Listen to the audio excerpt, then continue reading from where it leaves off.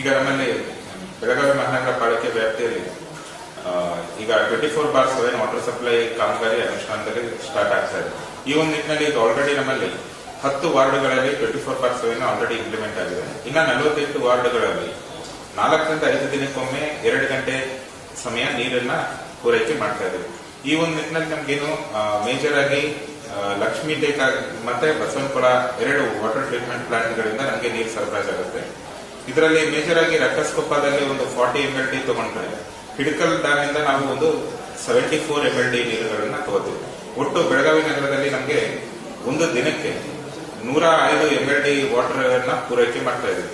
ಈ ಒಂದು ನಿಟ್ಟಿನಲ್ಲಿ ಒಂದೇನಂದ್ರೆ ನಮ್ಮ ವಾಟರ್ ಸಪ್ಲೈ ಕೂಡ ನಾವು ರ್ಯಾಷನಿಂಗ್ ಮಾಡ್ಕೋಬೇಕು. ರ್ಯಾಷನಿಂಗ್ ಮಾಡ್ಕೊಂಡು ಈಗ ಪ್ರೊಜೆಕ್ಷನ್ ಇಟ್ಕೊಂಡು ನಮ್ಮ ಜೂನ್ ತನಕ ಈಗ ನಮಗೆ ಯಾವುದೇ ವಿಧವಾದ ಸಮಸ್ಯೆಗಳಿಲ್ಲ, ಎಲ್ಲ ಕರೆಕ್ಟ್ ಆಗಿದೆ.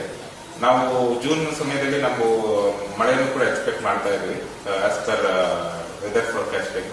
ಸೊ ಹಾಗಾಗಿ ಎಲ್ಲ ಮುಂಜಾಗ್ರತೆ ಕ್ರಮ ತೆಗೆದುಕೊಂಡಿದ್ವಿ. ಇದ್ರ ಜೊತೆಗೆ ನಮ್ಮಲ್ಲಿ ನಗರದ ವಿವಿಧ ಸ್ಥಳಗಳಲ್ಲಿ ಕಾರ್ಪೊರೇಷನ್ ಅಂಡರ್ ಅಲ್ಲಿ ಇರ್ತಕ್ಕಂಥ 840 ಬೋರ್ವೆಲ್ಗಳು ಮತ್ತೆ 68 ತೆರೆದ ಬಾವಿಗಳನ್ನು ಕೂಡ ಸುಸ್ಥಿತಿಯಲ್ಲಿ ಇಟ್ಕೊಂಡು ನೀರು ಸರಬರಾಜು ಮಾಡಿಕೊಳ್ಳೋದಕ್ಕೆ ಅದನ್ನು ಕೂಡ ಉಪಯೋಗಿಸ್ಕೊತಾ ಇದ್ವಿ. ಇದ್ರ ಜೊತೆಗೆ ಇನ್ನ ಅಡಿಷನಲ್ ಆಗಿ ಕೆಲವೊಂದು ಅನ್ಫೋರ್ಸಿನ್ ಸಿಚುವೇಶನ್ಗಳಲ್ಲಿ ಇನ್ನ ಹೆಚ್ಚು ನೀರಿಗೋಸ್ಕರ ಕೆಲವೊಂದು ಪ್ರೈವೇಟ್ ಬೋರ್ವೆಲ್ಗಳನ್ನು ಕೂಡ ಐಡೆಂಟಿಫೈ ಮಾಡಿ ರೆಡಿ ಮಾಡಿ ಇಟ್ಕೊಂಡಿದ್ದೀವಿ.